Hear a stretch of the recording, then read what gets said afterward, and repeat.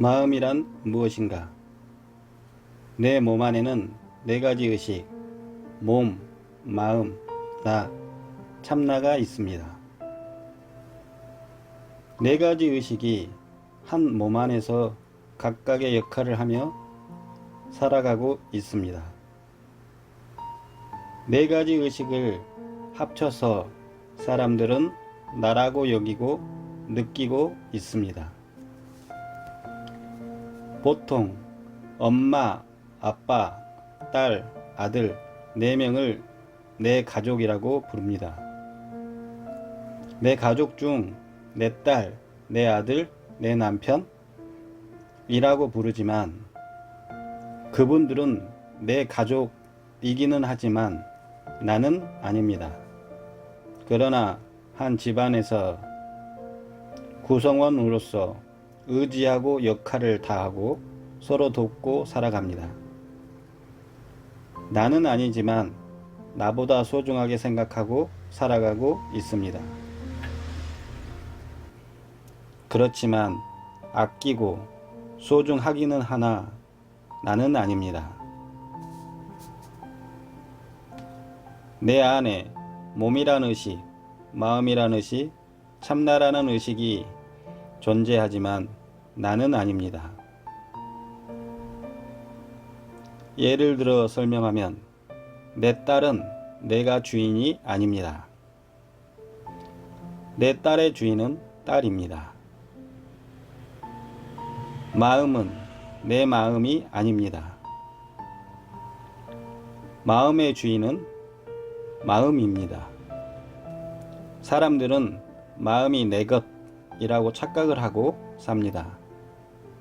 그러나 마음은 나에게 협동하고 서로 의지하고 자기 역할을 하는 중입니다. 마음이란 의식은 몸 안에 가슴에 위치해 있으며 가슴에서 작동합니다. 주로 하는 역할은 나란 의식, 몸이란 의식, 참나라는 의식을 조율합니다. 어떤 일을 할 때 선택을 담당하고 감정을 직접 표현하고 있습니다. 감정은 기쁨, 슬픔, 괴로움, 즐거움, 외로움 등으로 표현됩니다.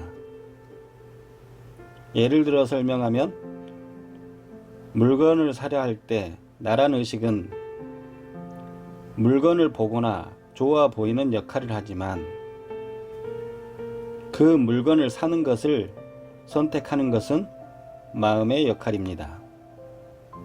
또한 마음이 한번 선택을 하면 그 물건에 대한 집착과 애착이 고착화됩니다.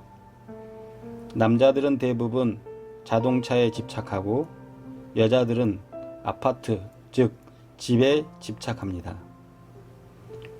가지고자 하는 마음은 잘못된 것이 아닙니다. 나보다 좋은 차를 타는 사람을 보면 자괴감, 즉 괴로움이 시작됩니다. 나보다 큰 평수, 큰 집을 가지면 화나고 억울합니다. 자동차, 집은 당연히 필요합니다. 그러나 좋은 차, 큰 집은 욕망이 투영돼서 그것을 꼭 반드시 이루려고 하니 괴롭게 됩니다. 고착화된 마음이란 놓아지지 않는 마음, 돌처럼 굳어지는 마음을 이야기합니다.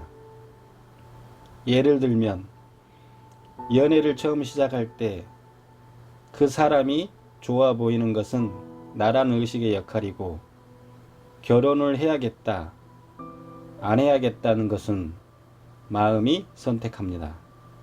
마음의 역할입니다.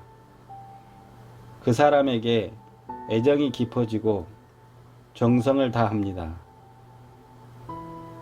그러면 남인데도 불구하고 나라는 착각이 무의식 안에 자리 잡고 괴로움이 일어납니다. 또한 그 사람이 내 뜻을 따라주지 않으면 옆 사람과 비교하고 미워하는 마음이 일어나면서 괴로움이 시작됩니다. 외부의 대상에게 마음을 빼앗긴 상태가 되는 겁니다. 이 생이 끝났을 때 가져갈 수도 없는 것을 집착하게 됩니다. 마음이 괴로운 이유 1. 눈으로 보았을 때 사람이나 물건이 좋아 보입니다.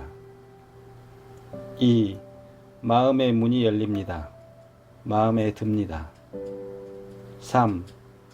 마음을 빼앗깁니다. 대상에게 사랑하는 마음이 생겼습니다. 4. 마음에 집착이 생깁니다. 마음이 고착화됩니다. 5. 놓으려 해도 놓아지지 않습니다.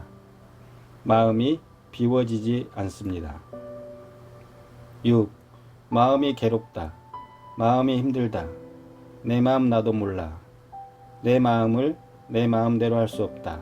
이런 말을 합니다. 그러나 마음은 나가 아닙니다. 마음이 나가 아니라는 사실을 이해하고 인식하기 시작하면 괴로움에서 벗어나기 시작합니다. 마음이 집착하는 이유는 받으려 하고 기대려 하기 때문입니다. 그 대상은 돈, 사람, 자식, 일, 집 등이며 그 대상들에게서 보상받으려 하고 기대려 합니다. 그것은 모든 사람들이 원하는 겁니다. 문제는 여기에서 발생합니다. 마음이 집착한 대상들은 고정되어 있지 않고 변하고 시들고 사라집니다. 그 집착된 대상들에게서 마음은 무상함과 허망함을 만나게 됩니다. 마음이 무상함과 허망함에서 벗어나려면 먼저 나가 누구인지 알아야 합니다.